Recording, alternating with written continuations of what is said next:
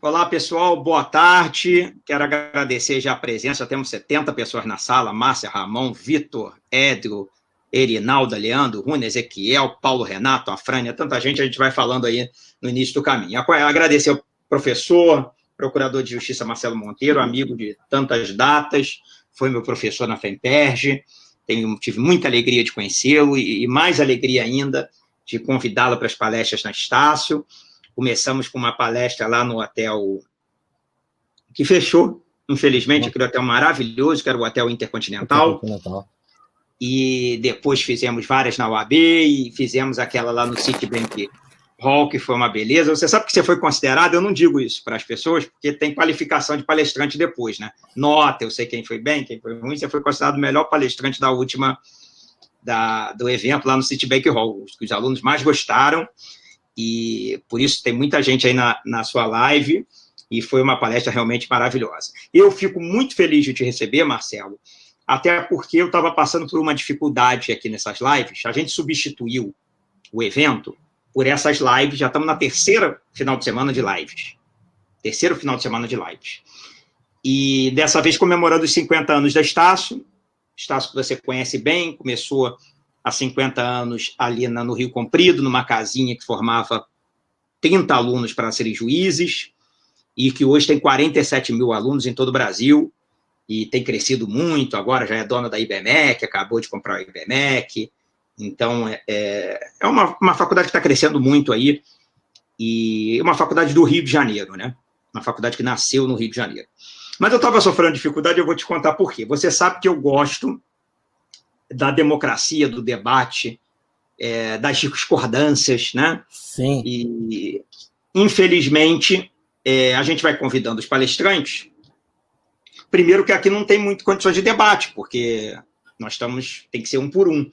Mas havia uma visão comum, normal, mas praticamente todo mundo no mesmo segmento de debate, ali com os temas nacionais, cada um com uma frente de centro-esquerda, posso dizer isso, tá? Com muita tranquilidade, né, de falar. Eu até por isso passei até a ser, independente das minhas posições pessoais, comecei a fazer perguntas mais críticas para poder estimular o debate e não parecer, porque não é bom que o aluno saiba, o professor sabe disso, que eu tenha atividade partidária nos meus eventos. Eu não tenho atividade partidária. Eu, como cidadão, tenho minhas opiniões. Mas nos meus eventos, não, porque eu tenho que ser acadêmico. E eu, nas minhas pesquisas científicas, eu sou relativista. Eu mudo de opinião com uma rapidez, professor, que é uma coisa impressionante. E eu gosto disso, desse sofismo. Sabe que na academia as pessoas não gostam, né? Ou você de uma maneira. Eu gosto. Então, eu falei, meu Deus do céu, tenho que falar com o Marcelo Monteiro, de qualquer maneira, para ele vir falar para esses alunos, que os alunos estão pensando que eu sou de esquerda radical, porque todo mundo só falava da esquerda. E eu falei, agora está ferrado. É que nem teve, antes de você agora, Marcelo, teve uma live de direito do consumidor. E os alunos começaram, o evento é da Estácio, mas é da Associação de Ex-Alunos, né? Não é da Estácio. Quem dera que eu fosse dono da Estácio. Se eu fosse dono da Estácio, eu não estaria nem fazendo live. Estava agora numa ilha, curtindo a minha... E os alunos estão aqui. Para a professora, e o negócio do desconto da mensalidade, vamos processar a faculdade, e estão pensando que eu sou o dono da faculdade. Não, podem falar o que quiser. Se eu fosse dono da faculdade, vou dizer um negócio para vocês, eu estava muito longe. Eu estava na Suíça, como o João Schomo, morreu lá na Suíça. Então, é um prazer imenso te receber, não só pelo seu conhecimento, mas também porque nós vamos aproveitar para fazer esse contraponto jurídico a todos os questionamentos que já foram feitos anteriormente, e isso é importante para a democracia, que os lados falem, conversem, dialoguem, e que a gente entenda pontos de vistas diferentes. Então, eu quero te agradecer muito, em nome da Associação de Ex-Alunos da Estácio, dizer que é uma imensa alegria que eu te recebo, sempre, que nós vamos ter vários eventos presenciais, nossos alunos te adoram, e também para que você faça esse contraponto. Você escolheu muito bem o tema, inquéritos no STF, existem várias coisas acontecendo, eu vou te dar a palavra 100%. Alunos, por favor, enviem suas mensagens pelo chat aí, o professor vai estar vendo. No final, a gente vai fazer mais perguntas para ele, mas participem bastante, fiquem à vontade. Eu vou me diminuir aqui, professor. Tem hora que eu vou desaparecer 100%. Eu estou pequenininho aqui. Tem hora que eu vou desaparecer, mas eu estou ouvindo 100% a palestra do senhor. E a palavra é toda sua. Olá, Vitor. Boa tarde a todos que estão participando aí conosco desse evento. Vitor, eu quero, mais uma vez, cumprimentar você.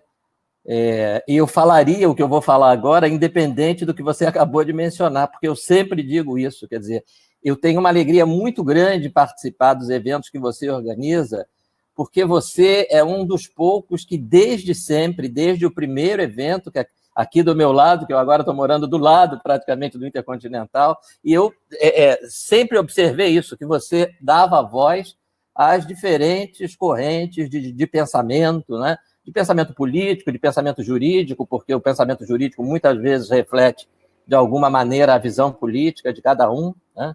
Então, assim, o seu compromisso com eventos democráticos não é retórica de jeito nenhum, né? Ele é real, né? E por isso eu sempre aceitei, desde o primeiro convite, eu passei a aceitar todos os outros ali que se sucederam, né?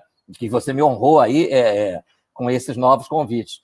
Então, eu me lembro que, se não me engano, justamente no primeiro, a minha palestra foi logo em seguida de um palestrante que, eu me lembro de ter dito o seguinte: eu quero cumprimentar o palestrante que me antecedeu, não é? Ele foi muito bem, expôs muito bem os pontos de vista, dos quais eu discordo de todos, né? Eu não concordo com absolutamente nada do que era um delegado, se não me engano, um delegado político. E eu não concordo com uma vírgula do que ele falou, mas está de parabéns, ele veio aqui, defendeu os pontos de vista, e é isso, democracia é isso, né? Quer dizer, o nosso público aí vai ouvir todas as vozes e vai tirar as suas próprias conclusões, né?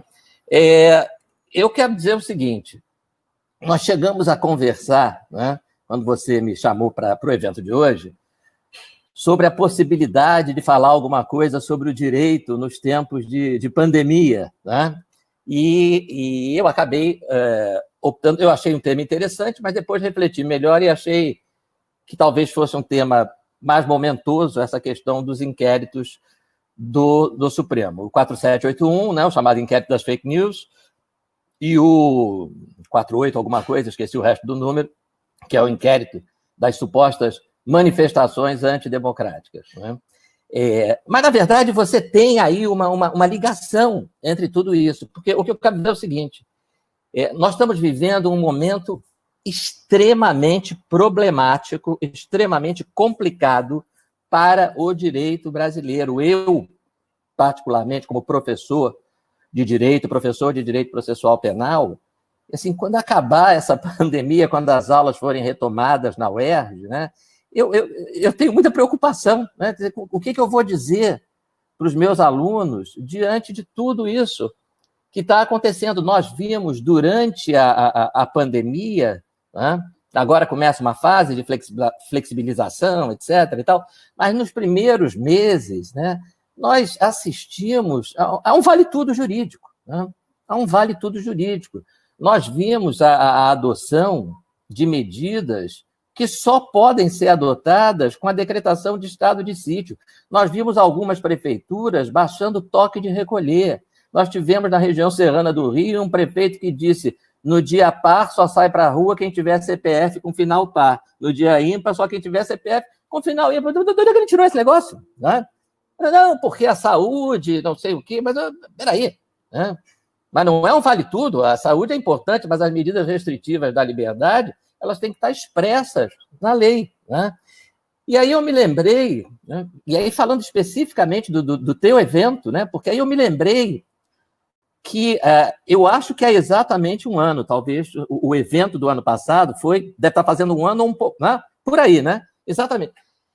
E aí eu me lembro que eu subi lá no palco daquele espaço imenso lá do Via Parque, né? E as minhas primeiras palavras foram a de demonstrar preocupação, né, com o direito à liberdade, né?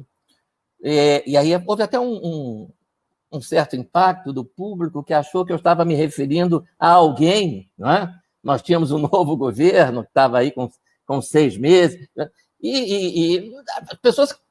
Aquilo causou um certo estranhamento, né? Ih, meu Deus, será que ele vai falar do Bolsonaro, né? Vai chamar o Bolsonaro de fascista, nazista, taxista e eletricista, né? Não, mas o problema não era o Bolsonaro, né? Como continua não sendo o Bolsonaro, né? A ameaça que eu me referi ao direito à liberdade era uma votação no Supremo criando crime com pena de prisão sem lei, né? Que foi a questão da criminalização da homofobia. Está fazendo um ano agora, né? Está fazendo um ano dessa decisão que foi saudada por alguns leigos como uma coisa linda, maravilhosa, afinal de contas não se deve discriminar homossexuais, e é claro que não se deve discriminar mesmo, né? Mas acontece que o Supremo fez isso da pior maneira possível, né? Ele criou uma figura típica, criou entre aspas, porque para mim essa decisão é manifestamente inconstitucional, né? Ele violou a regra constitucional do princípio da reserva legal, né? Quer dizer, não há crime sem prévia definição legal, não há crime sem lei anterior que o defina, né?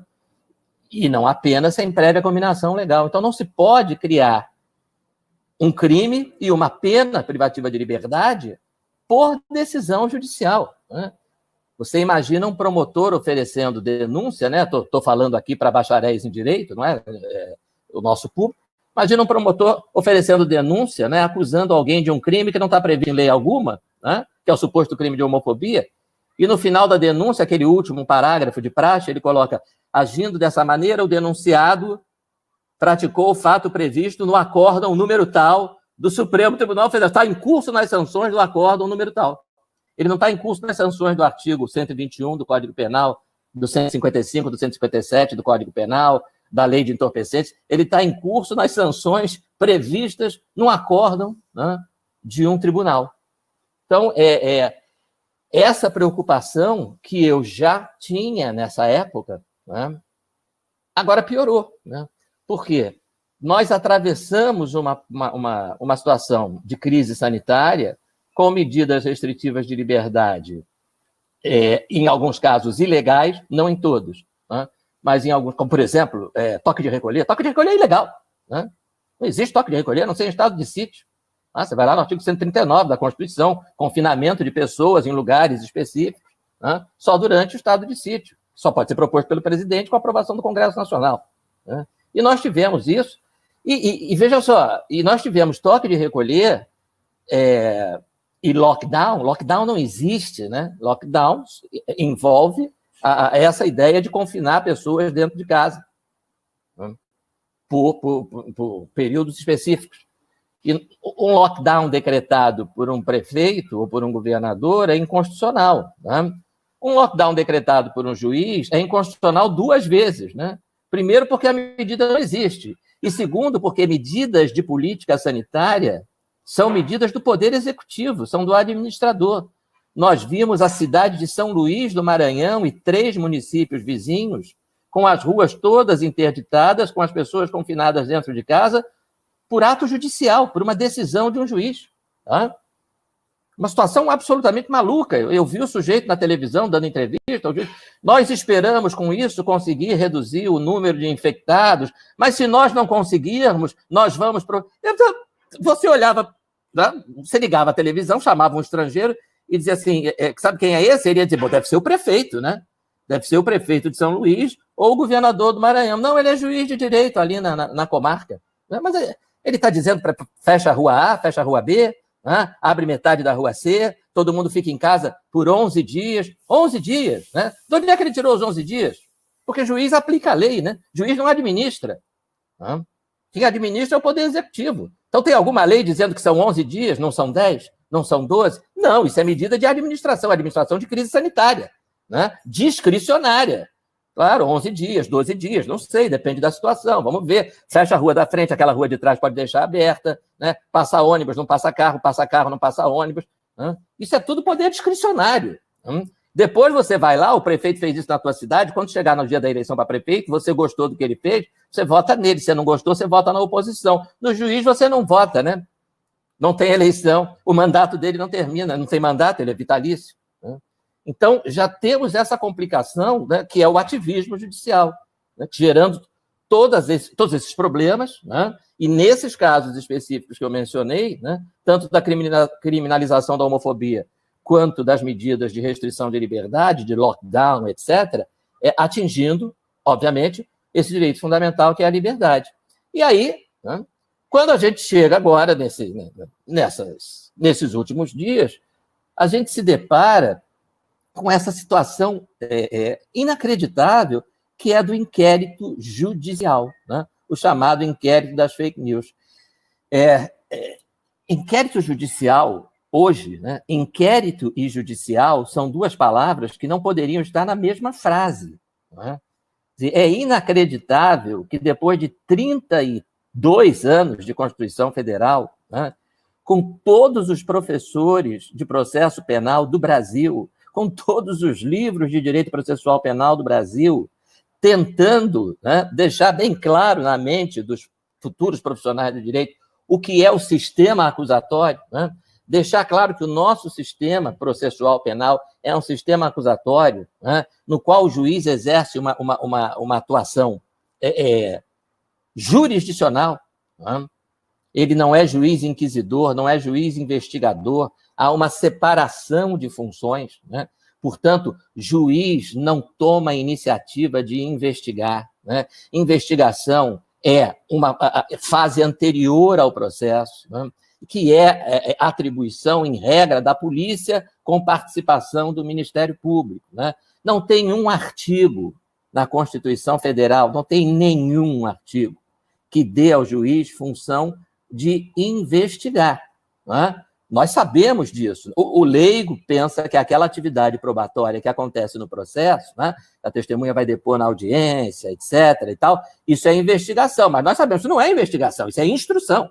Né? Isso é atividade instrutória. A investigação foi a atividade probatória que antecedeu o processo, né? Onde a polícia investigou diante de uma notícia do crime, ela investigou, ela instaurou um inquérito para obter provas de que houve efetivamente um crime e obter provas de quem teria praticado esse crime. De posse dessas provas, o Ministério Público dá início a um processo, né, oferecendo a denúncia, propondo a ação penal. E aí entra o juiz, né, que de maneira neutra, de maneira imparcial, né, vai presidir esse processo, vai levá-lo até o julgamento, com a participação de acusação e defesa. Então, nós temos um muro, né, o sistema acusatório. O que o sistema acusatório faz? Ele constrói um muro entre a atividade de persecução penal. Tá? A atividade de persecução penal é o quê? Investigar para poder acusar, e acusar para conseguir a condenação. Essa atividade de persecução penal não pode ser do judiciário, ela é da polícia e do Ministério Público. Né? Da polícia no momento da investigação, com ou sem a participação do Ministério Público, às vezes mais, às vezes menos, e do Ministério Público no momento de oferecer a denúncia e dar início ao processo. Do outro lado do muro fica o Poder Judiciário, né, com função jurisdicional. Né? Ele preside o processo e ele profere o julgamento. Você vai na Constituição, pode escolher o ramo do Poder Judiciário. Vai lá no artigo. Por exemplo, Justiça Militar. Qual é a função da Justiça Militar? Processar e julgar crimes militares. Ela tem função de investigar crimes militares? De jeito nenhum. Qual é a função na área criminal da Justiça Eleitoral? Processar e julgar os crimes eleitorais. Né? Qual é a função da Justiça Federal? Está lá, juízes federais, artigo 109, né? Processar e julgar os crimes contra bem da União, patrimônio de autarquia federal, etc. e tal. Investigar é função... Não, investigar é função da Polícia Federal, tá? Não da Justiça Federal. Então, por que isso acontece, né? Será que o Constituinte esqueceu de dar ao Poder Judiciário função de investigar, de instaurar inquérito? Claro que não, né? Ele não esqueceu. É porque no sistema acusatório a gente procura preservar a neutralidade do juiz. O juiz deve ingressar no processo com o menor conhecimento possível sobre o fato. O leigo, às vezes, acha estranho a gente falar isso, né? Alguns amigos meus já se surpreenderam quando eu falei: você sabia que um juiz que estava na fila do banco para fazer o depósito lá do dinheiro ou para fazer um saque, né? Agora ninguém vai a banco quase, mas enfim, o juiz está na fila do banco, aí assaltaram o banco, né? Houve um roubo ao banco, roubo à mão armada, e o juiz testemunhou tudo, estava lá dentro, já viu tudo, né? É inclusive capaz de identificar os autores do crime. Você sabia que esse juiz está impedido? Eu pergunto para os amigos leigos e eles muitas vezes se surpreendem, né? Não está impedido? É. Mas por que ele está impedido? Porque ele já tem um pré-julgamento, né? Ele já entra no processo com uma ideia pré-concebida sobre os fatos. Ele estava lá. E a ideia do processo de conhecimento, e daí o nome, é que o juiz ingresse no processo, de preferência na mais absoluta ignorância sobre os fatos que são objeto daquele processo, os fatos que são objeto da acusação do promotor e dos quais o réu se defende. O juiz que testemunhou esses fatos está impedido, não pode julgar. E o que tem isso a ver com o inquérito? Tem a ver com o fato de que, se nós tivéssemos um sistema que estimulasse a participação do judiciário no inquérito, que estimulasse a participação do juiz na investigação, ora, vejam, é impossível qualquer ser humano, né, que atue na investigação de um fato. Eu estou trabalhando há 30 dias pesquisando, investigando um determinado crime. Né? Eu estou há 60 dias atuando na investigação desse crime. Eu estou há 90 dias na investigação desse crime. Evidentemente, minha cabeça está feita, né? Alguma ideia eu formei sobre, olha, eu estou achando que o cara aqui é culpado, eu estou achando que esse aqui não tem nada a ver com isso, aquele outro ali tem, né? Eu estou achando que tem uma agravante, tem uma qualificadora, eu acho que foi desse jeito, eu acho que foi daquele outro jeito. É óbvio, né? Então, daí a importância, o nosso Estado, você falou aí sobre a Estácio, sobre o Rio de Janeiro, né? O Rio de Janeiro foi o primeiro Estado, no início da década de 90, hoje esse modelo se espalhou para outras unidades da federação, mas nós fomos o primeiro Estado em que o Poder Judiciário disse: juiz não recebe mais inquérito. Chega de inquérito sendo distribuído para a vara criminal. Polícia faz a investigação, manda para o Ministério Público direto, não passa nem pelo cartório da vara criminal. Vai direto da delegacia para o gabinete do promotor. Se o promotor entender que está faltando alguma coisa, devolve direto o inquérito para a delegacia de polícia, dizendo, olha, eu acho que falta isso, falta aquilo, falta essa testemunha, vocês ouviram, mas faltou perguntar isso. Aí a polícia faz o que estiver faltando, manda de novo para o promotor. Quando o promotor oferecer denúncia, ou quando ele pedir o arquivamento, porque tem que ter participação do juiz, por enquanto, tá? Em breve não vai ter mais, mas por enquanto ainda tem, o artigo 28, né? Aí distribui não o inquérito, distribui a ação penal, ou o inquérito com pedido de arquivamento. Distribui a denúncia ou pedido de arquivamento, em outras palavras. Fora isso, a única participação que o juiz tem que ter no inquérito, aqui e em qualquer outro lugar do país, né, é que aqui a tramitação é diferente, mas independente disso, a participação do juiz na investigação é, a gente poderia dizer, passiva. Ele fica esperando a polícia ou o MP, ou os dois, pedirem autorização para determinadas investigações que só podem ser feitas com autorização do juiz. Investigações ou medidas cautelares. Não é? O que acontece? Todo dia tramitam pelas delegacias do Brasil milhares e milhares de inquéritos. Em vários deles, né? O que o delegado vai fazer é, por exemplo, ouvir testemunhas. Precisa de autorização judicial para ouvir testemunha? Não, não existe isso. Interrogar o suspeito. Precisa de autorização do juiz? Não. Colher as declarações da vítima, se for o caso. Precisa de autorização do juiz? Não. Fazer exame de corpo de delito. Precisa de autorização do juiz? Não. Fazer perícia na arma do crime? Não. Fazer interceptação telefônica? Opa, aí, peraí, essa aí precisa. Tá? Fazer uma interceptação, vamos colocar um grampo, entre aspas, vamos botar uma escuta telefônica, porque eu acho que é interessante, pensa o delegado ou o promotor, não o juiz. A iniciativa não é do juiz, a atuação do juiz é passiva. O promotor ou o delegado, ou os dois, dizem, pô, eu acho que a gente devia botar uma escuta. Esse cara aqui, esse investigado, eu acho que ele está falando com os colegas dele aí, de parceiros de crime. A gente podia botar uma escuta, a gente ia conseguir muita coisa interessante para essa investigação, que é boa ideia. Então, vamos lá. Vamos fazer isso? Não, mas peraí. Primeiro tem que pedir para o juiz. Porque para violar o sigilo da comunicação telefônica é necessária autorização judicial. olha, eu acho que a gente devia ir na casa do suspeito, fazer uma busca lá, deve ter um monte de coisa comprometedora, a gente apreende tudo e usa como prova aqui na investigação. Vamos fazer isso? Vamos. Mas primeiro precisa de autorização do juiz. Né? Aí vai o delegado, vai o promotor, vão os dois, pedem ao juiz, o juiz autoriza. Essa é a participação do juiz no inquérito. Tá? Ou, eventualmente, decretar a prisão, o delegado e o promotor dizer que o investigado vai fugir. Nós estamos achando que o investigado vai fugir. Vamos pedir ao juiz para decretar a prisão dele. Então é isso. Iniciativa de investigação, iniciativa de inquérito, isso não existe para o juiz. Né?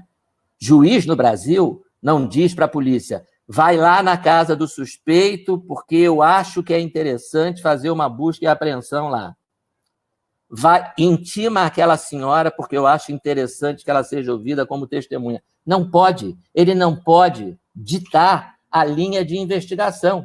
Né? Ele deve ficar alheio a tudo isso. Se possível, ficar alheio ao inquérito como todo. Né?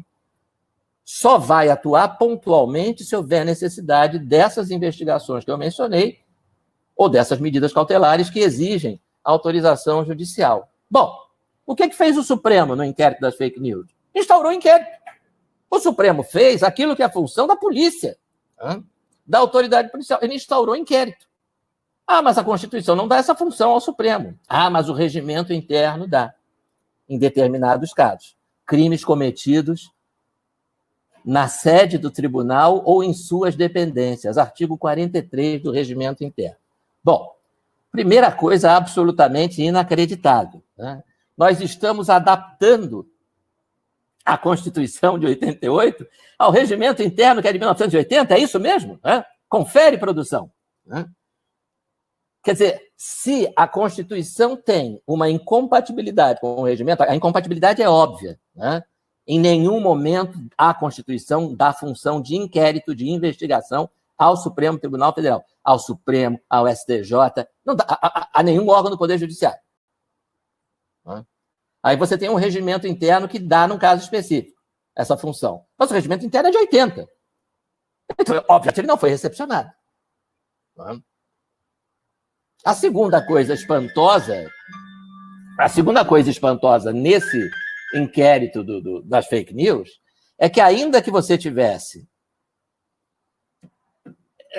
com grande malabarismo interpretativo, né, ainda que você considerasse que esse dispositivo do regimento interno foi recepcionado, né, o que é que tem a ver uma regra que diz que um inquérito pode ser instaurado por um órgão do Poder Judiciário, pelo Supremo, quando o crime for cometido dentro de suas dependências? O que tem isso a ver com post em rede social chamando o Alexandre de Moraes de Xandão do PCC ou outra manifestação ofensiva dessas? Né? Ah, não, porque antigamente, em 1980, não tinha internet. Esse argumento, para mim, é um negócio quase cômico. Né? Não tinha internet. E daí? Não, é porque, na verdade, quando o regimento interno diz crime cometido dentro do tribunal, ele quer dizer crime cometido contra ministro. Ah, é? Por quê? Né? Ah, não, porque em 1980 não tinha internet. Então, para você ofender um ministro, você tinha que estar dentro do tribunal. Tá brincando? Né?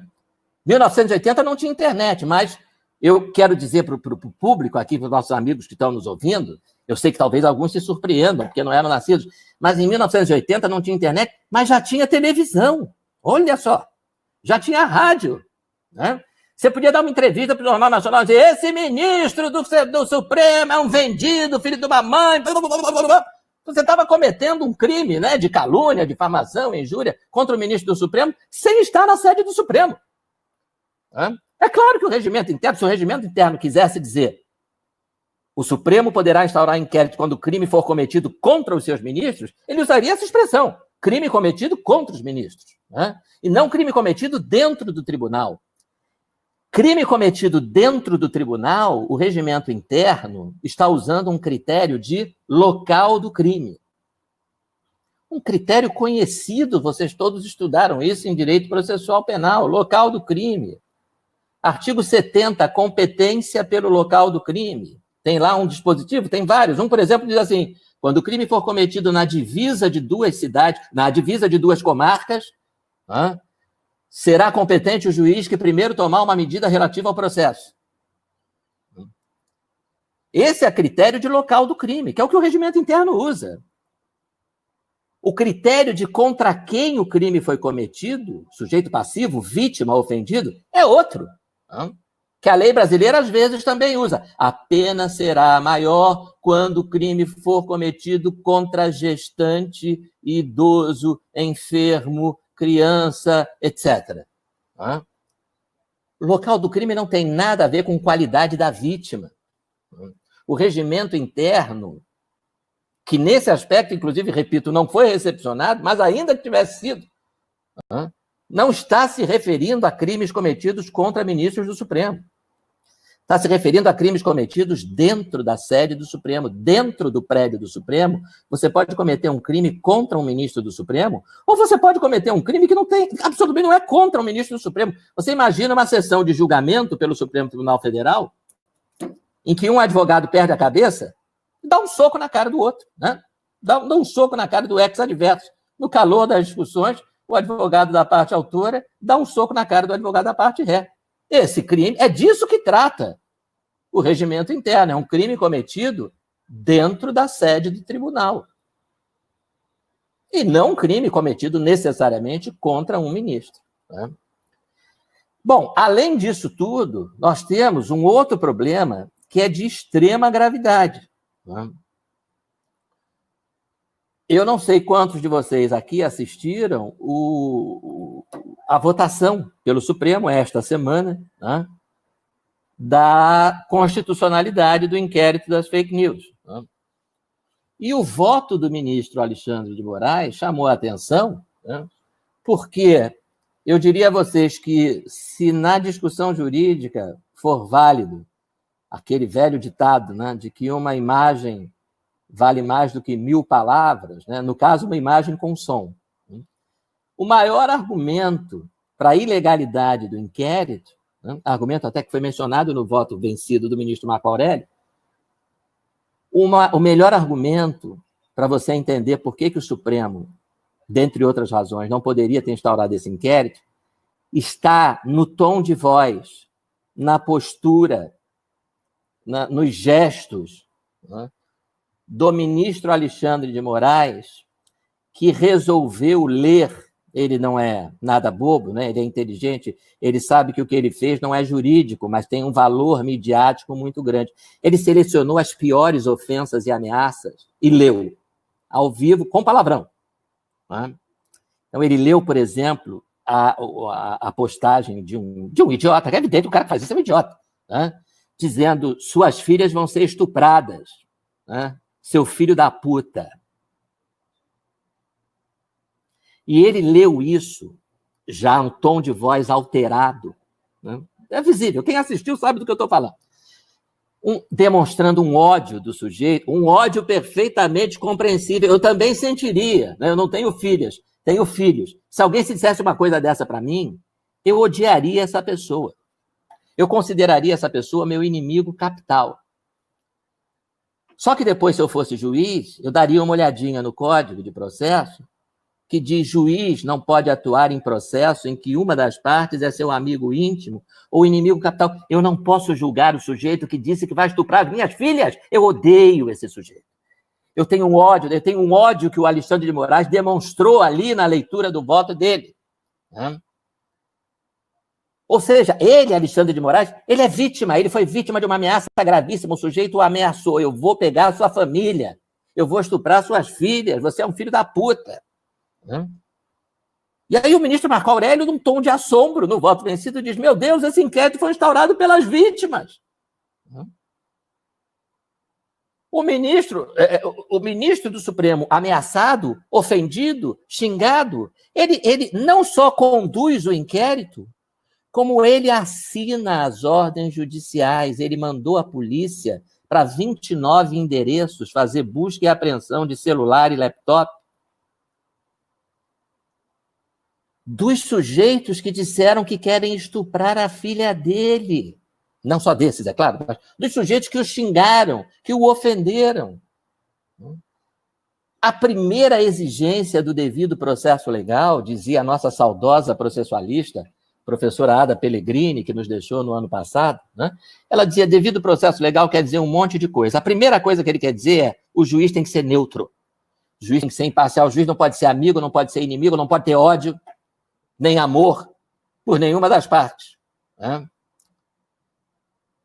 E ela insistia nisso, se você não tiver o juiz neutro, o processo, o procedimento, e aí não importa se é processo ou inquérito, porque você vai ter atuação jurisdicional no inquérito, né? Em determinadas situações específicas, este sujeito não pode praticar nenhum ato de juiz. Eu ouço algumas pessoas dizendo assim, erradamente, não, o Alexandre de Moraes está impedido de julgar essa causa porque o cara o ofendeu, o xingou, ameaçou as filhas dele. Não, ele não está impedido de julgar, ele está impedido de atuar como juiz em qualquer momento. Ele não pode decretar a preventiva do investigado no inquérito, não pode decretar a temporária no inquérito, não pode autorizar a interceptação telefônica no inquérito, não pode fazer o que ele fez, autorizar 29 buscas e apreensão desse inquérito. Nesse inquérito ele não pode ser juiz, ele é vítima, ele é ofendido. Então ele não pode, ele não tem a neutralidade exigida para atuar. Ele não pode atuar com imparcialidade. Isso é evidente, né? Deveria ser absolutamente indiscutível. Então a professora Ada dizia, se você não tem um juiz neutro, o processo é ilegal. O devido processo legal não está sendo respeitado, né? Você pode ter um juiz neutro e não ter o devido processo legal por outras razões, né? Não adianta ter um juiz neutro e você negar ao acusado o direito de defesa. O processo é nulo, né? Mas se você já tem um juiz parcial, né, um juiz que não pode ser considerado isento para julgar aquele indivíduo, então não precisa ver mais nada. Esse procedimento já é ilegal, né? E é, então, mais uma ilegalidade, né? Talvez essa seja a que mais salte aos olhos, né? Porque quem não é formado, quem é engenheiro, médico, biólogo, né, nunca ouviu falar em sistema acusatório, né? Pode ser que não saiba nem a diferença entre inquérito e processo, né? Mas se você chegar para o seu amigo que é médico e disser, olha, o sujeito ameaçou estuprar as filhas de um juiz, né? Esse juiz pode julgar esse sujeito? Tem isenção para julgar esse sujeito?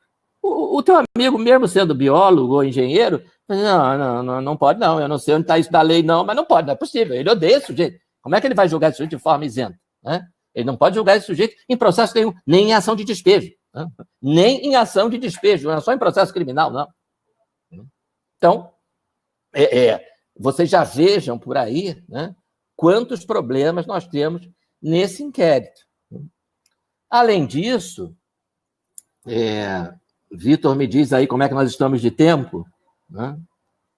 Mas, além disso, tem uma outra situação completamente absurda, também não tem o que discutir, né? Que é o seguinte, todos vocês sabem como funciona o arquivamento de inquérito, né? E esse arquivamento de inquérito, essas regras que estão no artigo 28, o artigo 28 ainda está em vigor, né? Ele foi modificado, o Congresso aprovou, junto com aquele juiz de garantias, aquele pacote, né, anticrimes, mas a modificação do 28 foi suspensa por uma liminar, suspensa temporariamente, por uma liminar do ministro Fux. Então, no momento, vale a regra que vocês aprenderam na faculdade, no artigo 28, sobre arquivamento do inquérito, né? Eu sou promotor, eu recebo um inquérito, uma investigação, supostamente, de um crime, eu analiso aquelas provas, né? E eu chego à conclusão que ali não tem crime nenhum, aquilo ali não tem nada, não tem elemento para processar ninguém, não tem o que continuar investigando, ou eu entendo que aquela investigação é completamente ilegal. E aí o que eu faço? Eu requeiro o arquivamento, o verbo não é bom, mas é o verbo usado pelo artigo 28 do Código de Processo Penal. Eu requeiro ao juiz o arquivamento daquele inquérito. A lei dá ao juiz exatamente 2 opções. Não são 3, não são 4. São 2. A primeira, ele concorda com as razões que eu apresentei para que o inquérito seja arquivado e arquiva, e acabou. A segunda situação, ele não concorda. Ele acha que ali o promotor deveria oferecer denúncia ou, pelo menos, a investigação deveria continuar. Nesta segunda situação, o que a lei manda ele fazer? Porque a decisão não é dele. Ele remete esse inquérito ao chefe do Ministério Público. O chefe do Ministério Público Estadual é o Procurador-Geral de Justiça. O chefe do Ministério Público Federal é o Procurador-Geral da República. O inquérito vai para o Procurador-Geral, que vai bater o martelo. Vai dar a palavra final. Se ele disser, o juiz tem razão, o promotor errou, o caso é para denúncia, ele oferece denúncia ou manda um outro promotor denunciar. Né? Ou o caso é para o inquérito continuar, aí o inquérito vai ter continuidade. Né? No entanto, se ele entender que o caso é para arquivamento, se ele concorda com o promotor e discorda do juiz, não, o promotor está certo, o caso é para arquivamento, aí o artigo 28 diz com todas as letras, ele é muito claro, a redação é ruim na escolha das palavras, mas a ideia é claríssima. Nesse caso, o procurador-geral insistirá no pedido de arquivamento, ao qual, só então, o juiz estará obrigado a atender. O que aconteceu no inquérito das fake news? A então Procuradora-Geral da República pediu, entre aspas, o arquivamento. Ela é a chefe do Ministério Público, não tem no Ministério Público Federal, não tem uma instância superior a ela no Ministério Público Federal. Ela pediu o arquivamento e o ministro Alexandre de Moraes ignorou esse pedido e deu prosseguimento ao inquérito. Discordando do pedido de arquivamento feito pela Procuradora-Geral, a única coisa que ele poderia fazer seria remeter o inquérito à Procuradora-Geral, para ver se ela concorda ou não com ela mesma. Como as pessoas tendem a concordar com elas próprias, não é? Então, evidentemente, há décadas, o Supremo Tribunal diz o seguinte, quando o pedido de arquivamento já vem do Procurador-Geral, a única coisa que o Supremo tem a fazer é arquivar. Não tem nenhum juízo de valor. Tá? Se você quiser ser extremamente formalista e aplicar o artigo 28, o ministro Alexandre de Moraes faria o seguinte, olha, eu discordo do pedido de arquivamento da doutora Raquel Dodge, eu vou remeter a ela para ver se ela reconsidera, se ela muda de ideia. E aí ela, claro que seria um excesso de formalismo, né? Mas aí ela, evidentemente, diria, mantenho, insisto no pedido de arquivamento, não mudei de ideia. Continuo achando que o inquérito é ilegal, não tem prova, não tem crime, não tem nada, insisto no pedido de arquivamento. E o que o tribunal teria que fazer, o Supremo? Arquivar. Tá? Então, isto significa que, ainda que nós, por amor à argumentação, admitíssemos que quando esse inquérito foi iniciado, ele foi iniciado dentro da lei, e não foi, né? Mas ainda que assim considerássemos, a partir do momento em que o Ministério Público pediu o arquivamento, este inquérito não poderia ter prosseguido. Tá? É lamentável, inclusive, que o Procurador-Geral da República, o atual, o doutor Aras, não tenha atentado para este importante aspecto. Tá? Inquérito em que o Ministério Público pediu arquivamento não continua. Tá? Só continua se o procurador-geral desautorizar o arquivamento pedido pelo promotor. E, nesse caso, o pedido de arquivamento partiu da própria procuradora-geral. Então, não há o que fazer, senão arquivar. O sistema é acusatório. O destinatário do inquérito não é o juiz. Inquérito não é uma investigação no final da qual o juiz profere uma sentença. Isso não existe. Inquérito é investigação no final da qual o Ministério Público oferece uma denúncia ou promove o arquivamento. Por isso a doutrina diz, há mais de 70 anos, né, que o destinatário do inquérito, há mais de 80 anos, que o destinatário do inquérito é o Ministério Público. Né?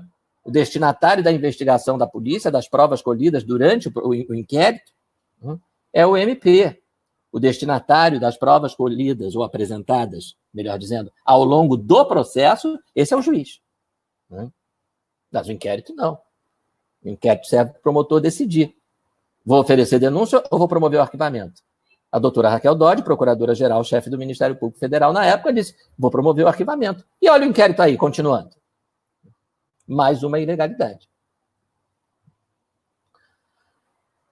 O outro inquérito, que é o chamado inquérito dos atos antidemocráticos, né? Você pode fazer um paralelo interessante entre esses dois inquéritos no seguinte aspecto: processo penal e direito penal. Tá? Direito processual e direito material. O problema do inquérito das fake news é processual, como a gente acabou de ver. Tem vício de iniciativa, né? O Supremo é órgão jurisdicional, não pode investigar. Né? Ainda que pudesse, não teria competência para atuar nesse caso.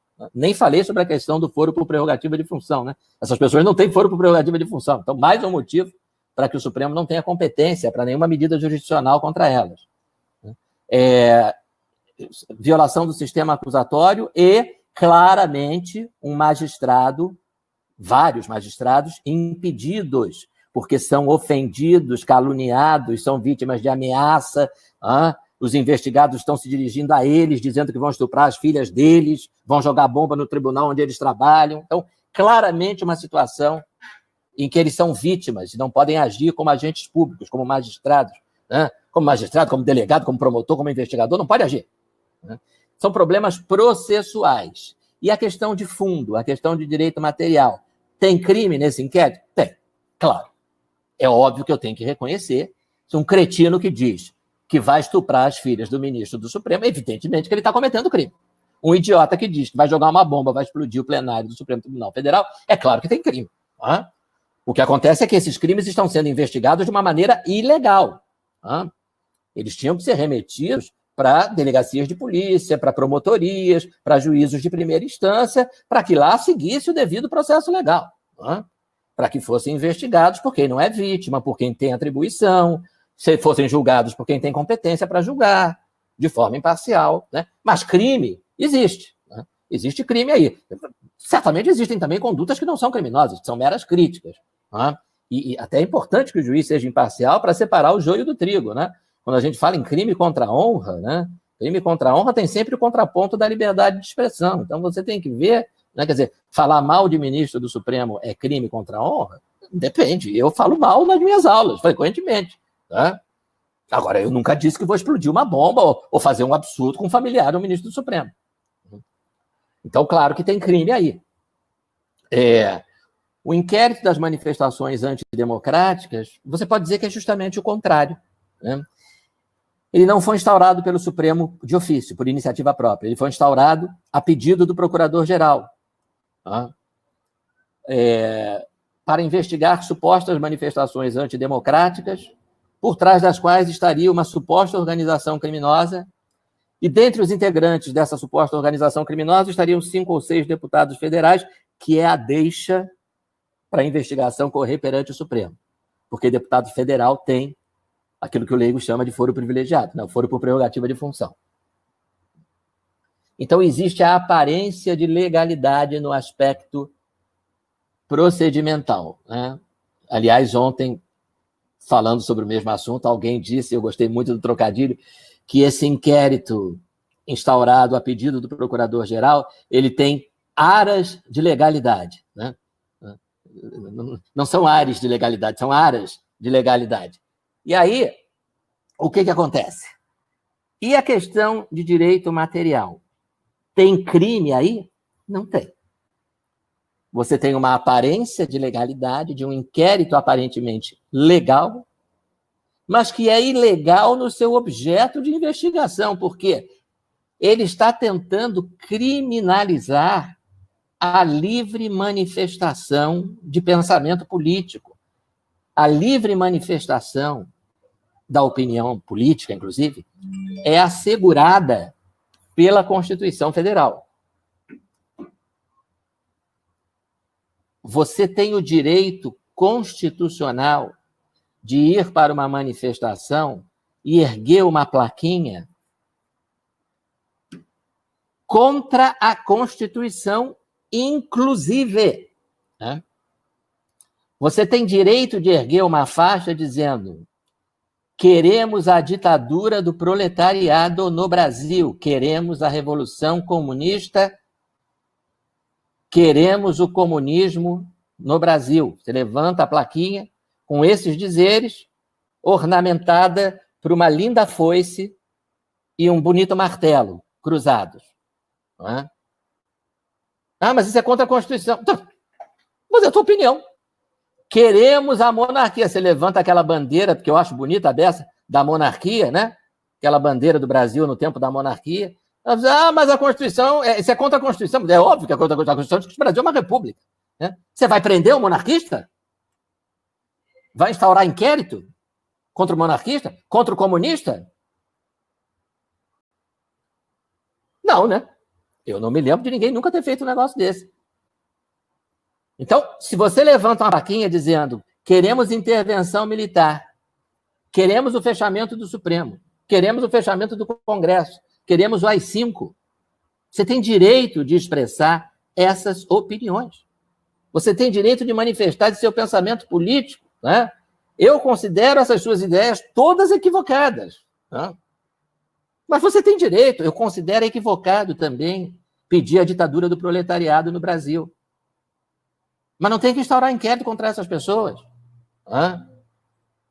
Enquanto elas não passarem da retórica, isso é livre manifestação do pensamento. Se o sujeito criar um esquadrão, né, armado de fuzil, e cercar o Congresso e o Supremo e dizer: está todo mundo preso, nós estamos instaurando no Brasil a República Popular Democrática, né, comunista do Brasil. Aí não pode. Aí tem que ser preso. Né? Se fechar o Supremo, cercar o Supremo armado, né? Sai todo mundo, nós estamos aqui para fechar o Supremo. Não pode fazer isso.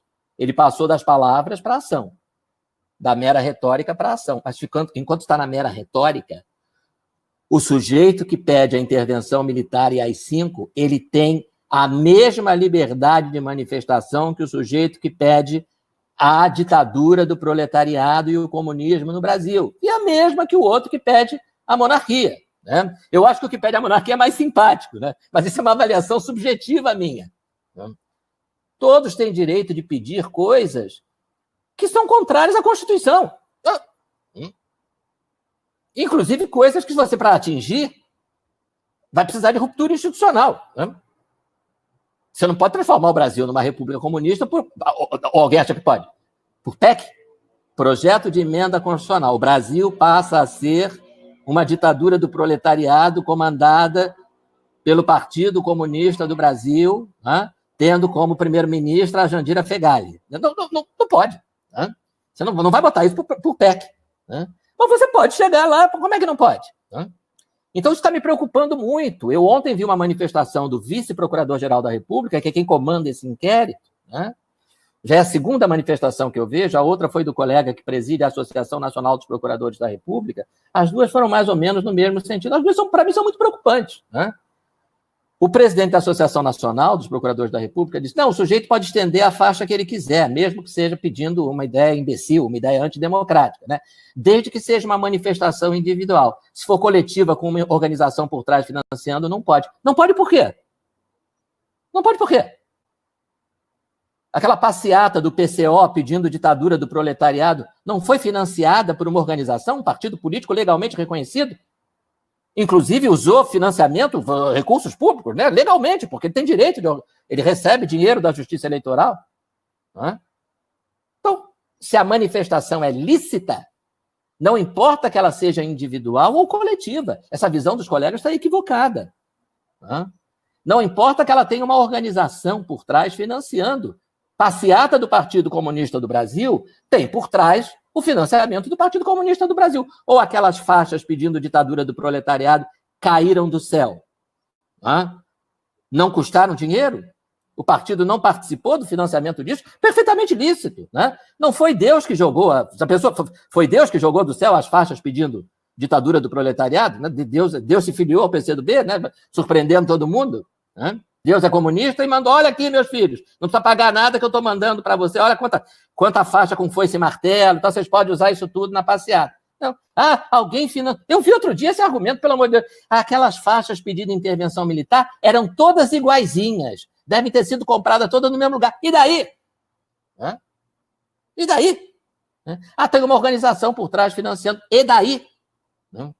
Enquanto estiver financiando a manifestação livre, do pensamento político, ainda que equivocado, não há nada de ilegal. Se o ato é lícito, não pode ser ilícito organizar um ato lícito.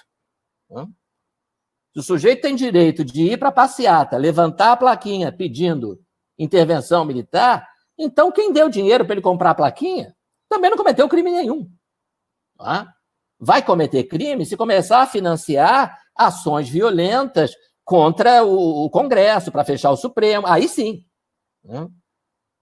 Se for para prender quem está financiando passeata pedindo intervenção militar, tem que colocar na ilegalidade os partidos comunistas, que financiam manifestações pedindo o óbvio, né? Porque eles são partidos comunistas, então estão pedindo comunismo. Manifestações, simpósios, palestras. Ninguém nunca ouviu falar de uma palestra, de um simpósio organizado por um partido comunista, defendendo a visão marxista-leninista, defendendo a ditadura do proletariado. Você vai lá, você se inscreve, você pode assistir. Aquilo não foi de graça, tiveram que alugar um lugar, tiveram que fazer as inscrições, tiveram que organizar o evento, etc. e tal. Não, pode desde que seja uma manifestação individual. Por que manifestação individual? Por quê? Por que não pode ser um evento organizado e financiado? Desde que seja lícito. Você não pode fazer um evento, financiar um evento com manifestação pedindo para matar os ministros do Supremo. Você não pode. Não pode fazer isso, aí é apologia de crime. Mas não é disso que se trata. Então, o que me preocupa, e aí retomando, já para concluir aquilo que eu falei no início, me preocupa esse movimento no sentido de restringir a liberdade, seja a liberdade ambulatorial, seja a liberdade de expressão, a livre manifestação do pensamento. Me preocupa muito que em 2020 a gente esteja ressuscitando a Lei de Segurança Nacional, que, a meu ver, não deveria existir. Se você caluniou um ministro do Supremo, você tem que ser processado pelo Código Penal, por calúnia. Nós não precisamos de uma Lei de Segurança Nacional cujos tipos, em geral, esse da calúnia nem é tanto, mas são tipos extremamente abertos, vagos. Você encaixa qualquer coisa, é quase aquele artigo 2º do Código Penal nazista, Código Penal da Alemanha nazista. No artigo 1º, serão considerados crimes as condutas previstas neste código a partir do artigo X, como qualquer Código Penal do mundo. Artigo 2º, também serão considerados crimes as condutas mesmo não previstas neste código que atentem contra o interesse do Reich. Que atentem contra o interesse do Reich, meu amigo, você pega todo mundo, você pega quem você quiser. Você pega até o sujeito que, na hora que o Hitler passou, não esticou o braço. Não fez a saudação com o entusiasmo que seria esperado. Não pode. Nós não podemos ter leis penais assim. Lei de Segurança Nacional não devia estar enterrado, sepultado. E aí, quer dizer, porque aí você começa a assistir coisas completamente sem sentido do ponto de vista do princípio da igualdade. Quer dizer, você tem a militante presa por causa da Lei de Segurança Nacional, está com prisão temporária de 5 dias, agora prorrogado por mais 5. E está denunciada pelo Ministério Público de primeira instância, corretamente, por ameaça e injúria, 2 infrações de menor potencial ofensivo. Nenhuma delas admite prisão temporária. Por que ela está na prisão temporária? Porque o ministro Alexandre de Moraes resolveu encaixá-la lá no inquérito das manifestações antidemocráticas, na Lei de Segurança Nacional. O promotor que a denunciou já disse, não vejo nada na conduta dela, ela caluniou, ela ameaçou, não tem nada de Lei de Segurança Nacional aqui. Aí o ministro diz, mas eu vejo. Qualquer um vê. É só olhar com olhos de quem quer ver. Por quê? Porque o tipo é atentar contra o Estado Democrático de Direito, atentar contra a instituição. Então, é muito ruim que você tenha isso. né? E aí você vê setores da imprensa, você vê supostos garantistas e liberais aplaudindo, muito bem, e tal, né?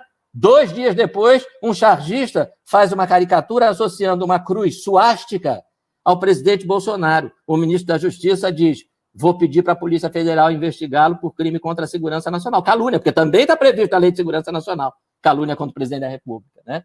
E aí você ouve os mesmos setores dizendo assim: mas que absurdo usar uma lei autoritária dessas. Mas era a lei que você estava aplaudindo anteontem, né? Para manter a ativista presa. Então, o que é isso? A lei é boa quando ela atinge os inimigos e ela é como é a expressão usada? Entulho autoritário quando ela atinge os meus aliados. É isso? Não. Olha, a lei é um entulho autoritário, sim. A lei é um entulho autoritário. Ela não deve atingir ninguém, né? Ela deve ter o mesmo destino que teve a lei de imprensa. Joga no lixo.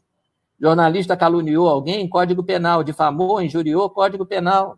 Não precisa de lei de imprensa, como você não precisa de lei de segurança nacional, né?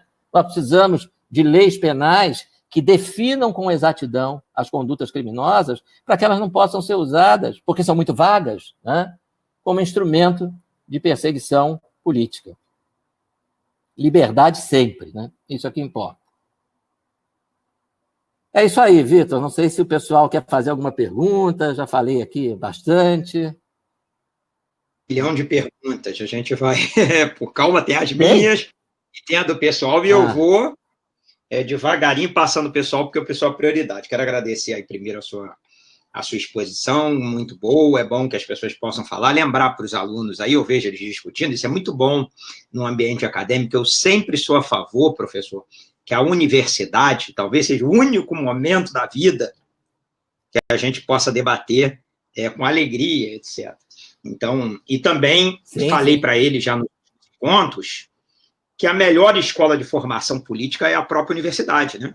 Onde as pessoas podem debater, podem aprender, e grandes políticos saem da universidade. Vamos lá, eu vou devagarinho aqui, porque muita gente eu tenho que ir sabendo o que é pergunta. Tem pessoal de Curitiba, pessoal de Queimado, pessoal do Acre, que é muito legal aqui, Estácio do Acre, Estácio Presidente Vargas aqui do nosso... Nossa, que legal, que bacana.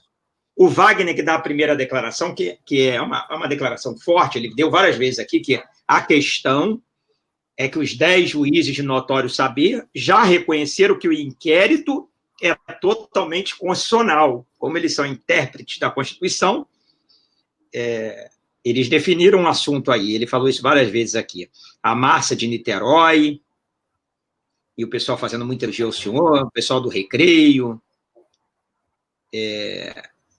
E aí a primeira pergunta do Ezequiel, como estabelecer a ordem jurídica? E eu vou complementar a pergunta dele, porque como estabelecer a ordem jurídica diante de tamanha aparente inconstitucionalidade? Essa é a pergunta dele. E aí eu volto falando, quando os ministros do Supremo declararam que é constitucional o processo inquisitório, né, que é o nome, né, desse tipo. Como é que a gente trata agora isso aí, se eles têm essa incumbência de interpretar a Constituição? Bom, a primeira coisa que a gente deve prestar atenção é que, para nós, profissionais do direito, principalmente para nós, no meio universitário, né, cuja importância você tão bem destacou, Vitor, a gente não pode se dar por vencido, né? Quer dizer, se você tem uma decisão de 10-1, né, o nosso papel é pegar esse voto vencido e dizer, olha, esse aqui é que é o certo, tá? Há pouco tempo, eu acho que, se ele pudesse, ele mudava esse discurso, mas quando o Toffoli abriu a sessão para julgar o inquérito das fake news, não sei se vocês lembram, ele antes fez lá uns 10 ou 15 minutinhos de discurso, porque estava completando 30 anos do ministro Marco Aurélio, da atuação do ministro Marco Aurélio no Supremo. Então, ele quis fazer uma homenagem aqui, falando como presidente, em nome de todos. O ministro Marco Aurélio aí elogiou, blá, blá, blá, blá, blá, blá, blá. E, no meio dos elogios, ele disse, Vossa Excelência não se importa de, muitas vezes, ser o voto vencido, né?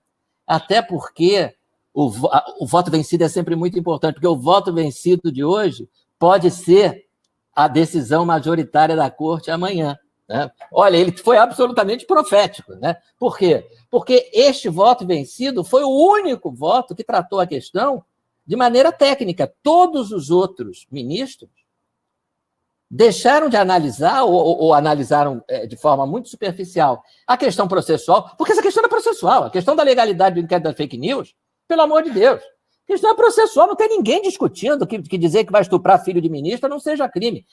Obviamente, ninguém está discutindo direito penal aí. É óbvio que isso é crime.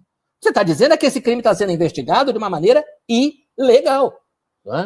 E é isso que o voto do ministro Marco Aurélio traz. Né? Ele diz, olha, isso viola o sistema acusatório, esse inquérito é natimorto, dentre outras razões, porque ele foi instaurado pela vítima. Ele diz isso, você vê ele falando isso ali do lado de uma afirmação até dura, de uma certa maneira. Né? Quer dizer, está dizendo para o colega, meu amigo, você foi vítima. Né? O que você está fazendo aí? Né? Então, você está comprometendo a neutralidade do juiz. Né? E aí é interessante você observar que o voto seguinte, que é o do Celso de Mello, né? Você tem horas que você assiste sessão de julgamento do Supremo, você pensa que você está no hospício, né? Por quê? Porque o Celso de Mello faz de conta que o voto do Marco Aurélio não existiu. Ele não toca em nenhum dos aspectos, né? Não, mas veja bem, porque o sistema acusatório aqui, a gente vai relativizar, porque bababá. Não falou nada disso. A democracia está ameaçada, é um absurdo ameaçar ministro, mas que é um absurdo ameaçar ministro, todo mundo concorda. Né? É um absurdo se eu pegar um revólver e dar um tiro no ministro, que é um absurdo, isso todo mundo concorda, é mais do que um absurdo, é um crime. Eu vou ser julgado no Supremo por quê? Por que eu vou ser julgado no Supremo? Porque eu tentei matar um ministro do Supremo? Ué, o meu foro não é o Supremo, eu não sou presidente da República. Se o ministro do Supremo tentar me matar, aí ele vai ser processado no Supremo. Mas se eu tentar matar o ministro do Supremo, não. Tá? Eu vou ser julgado. Eu não, né? Porque eu tenho foro especial no Tribunal de Justiça. Mas, enfim, se o meu filho tentar matar o ministro do Supremo, ele vai ser julgado pelo Tribunal do Júri. E o inquérito é da competência da polícia. E a denúncia é da atribuição do promotor. Então, o que você está discutindo é isso. E ninguém falou sobre isso. E aí, eu acho, respondendo aí essas perguntas, né, que a maior demonstração de que esse julgamento não foi jurídico, foi político, foi defesa da instituição, está em dois trechos de dois votos. O primeiro voto do ministro Fachin. Né? Em determinado momento, né, ele,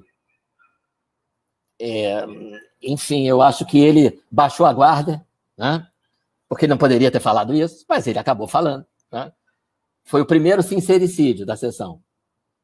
Ele disse assim, estão nos atacando, estão ameaçando o Supremo, estão ameaçando os ministros de morte, estão dizendo que vão estuprar os nossos familiares, que sabem os nossos endereços, e ninguém fez nada.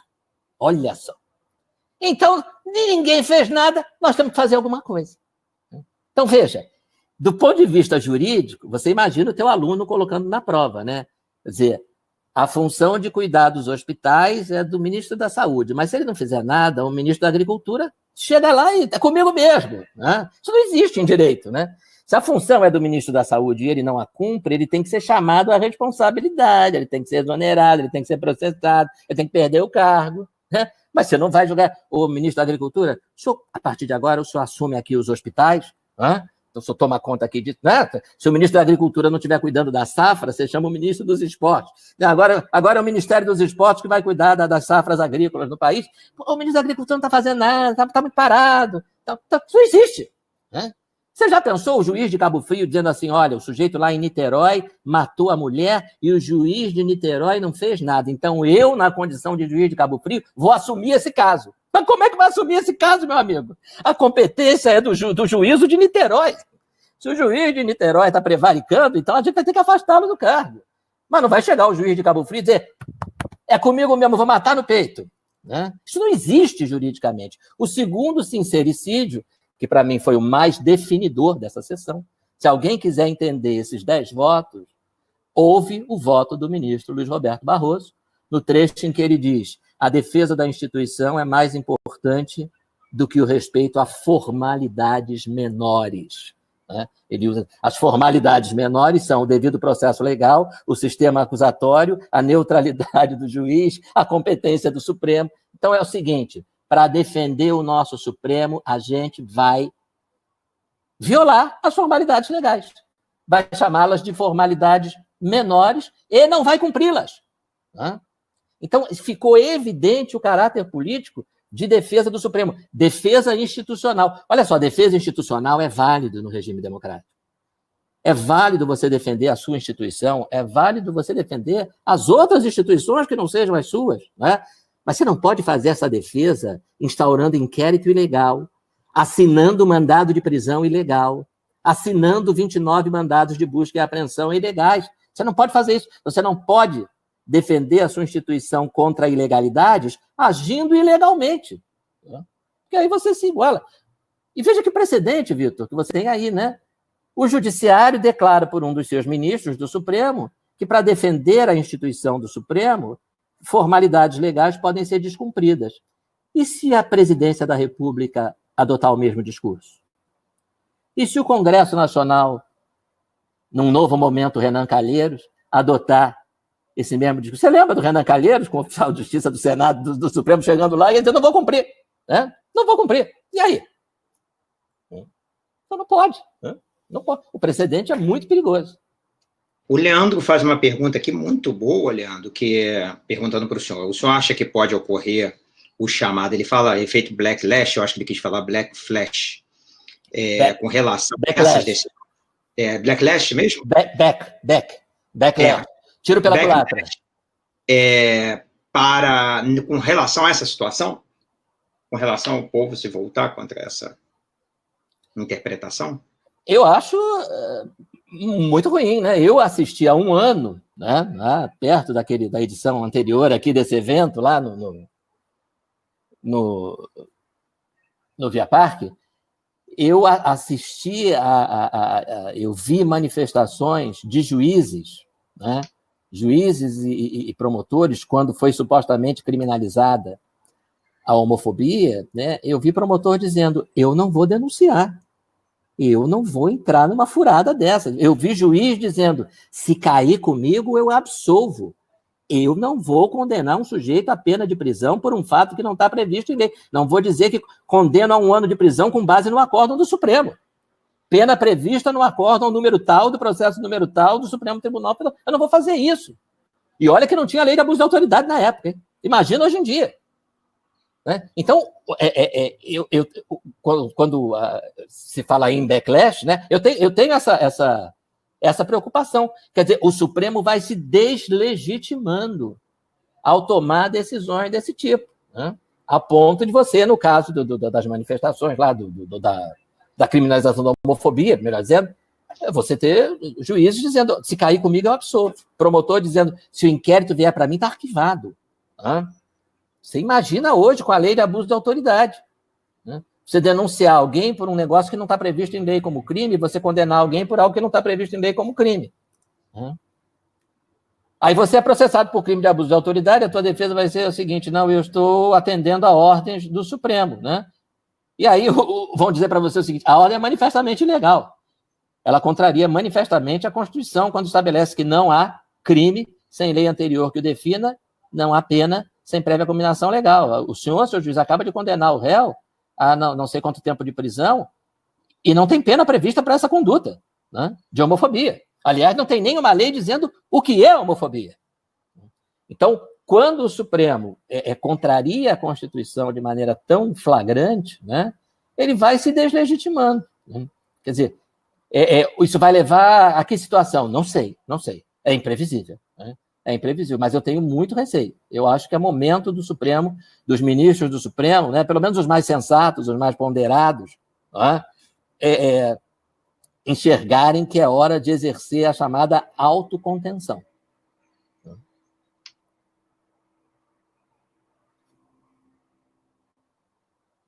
Vitor, não estou te ouvindo. Essa menina, Sarah Winter, né? Que não sei por que na hora que vão falar o nome dela, trocam o nome da imprensa e fazem questão até de mostrar só uma parte da vida dela, né? Essa menina, na verdade, ela fez parte de um movimento de esquerda muito forte em defesa do feminismo, e ela tirava a roupa para mostrar os seios, né? Fazer esse movimento de chamar a atenção. Ela foi treinada em movimento de esquerda, né? Sim. E depois que ela passou ela lutou a favor do aborto, que é uma das causas que era pertinente a ela. Essa parte foi toda esquecida pela imprensa, não sei por qual motivo. Há um pouco tempo atrás, antes do Bolsonaro, ela aderiu ao movimento de direita depois que ela teve um filho, porque ela percebeu que ser a favor do aborto não era um conceito interessante. Então, ela passou a ser adepta de movimentos mais católicos. Mas a prisão dela se revela, para mim, muito complicada, por dois motivos. Ela é um elo fraquíssimo. Né? Ela é uma menina, coitada, de pouquíssima formação. Né? Estamos prendendo soldado raso, primeiramente, ou seja, com dificuldade de ter bons advogados, não vai ter dinheiro para pagar bons advogados. Ela age como uma jovem, que é que em nenhum momento, eu vi as entrevistas, os vídeos, colocou em risco qualquer ministro de qualquer situação. Não é? Isso me preocupa, que tenham pego para fazer essa experiência de prisão. E aí eu iria te fazer uma pergunta. Se eu ameaço o ministro aqui, o senhor como promotor de justiça, eu faço uma ameaça, digo que vou matar o ministro, mas eu não mato, eu digo que eu vou matar. A chance de matar é muito difícil, porque até chegar lá, o voo está demorando quase 12 horas para chegar a Brasília, aquela confusão toda. Qual é a pena que eu posso pegar? Porque eu estou dizendo que eu vou matar alguém. Não, imagina. Ameaça, artigo 147 do Código de Processo Penal, a pena é inferior a 1 ano, é infração de menor potencial ofensivo. Então, eu tenho que ser encaminhado ao Juizado Especial Criminal para acertar um termo de conduta. Exatamente, termo circunstanciado, vai ter uma transação penal, aí você vai pagar uma cesta básica, uma multa, prestar serviço à comunidade, uma dessas penas alternativas. Né? A prisão cautelar, nesse caso, é inteiramente descabida. Né? Desde a última reforma do capítulo das prisões cautelares, a lei é muito clara, né? Preventiva, pena de 4 anos para cima. Né? Pena máxima superior a 4 anos. Ameaça, quem tiver com o código perto, dá uma olhada no 147, a pena é de 6 meses, se a memória não me falha. Né? A pena máxima é de 6 meses de prisão. Né?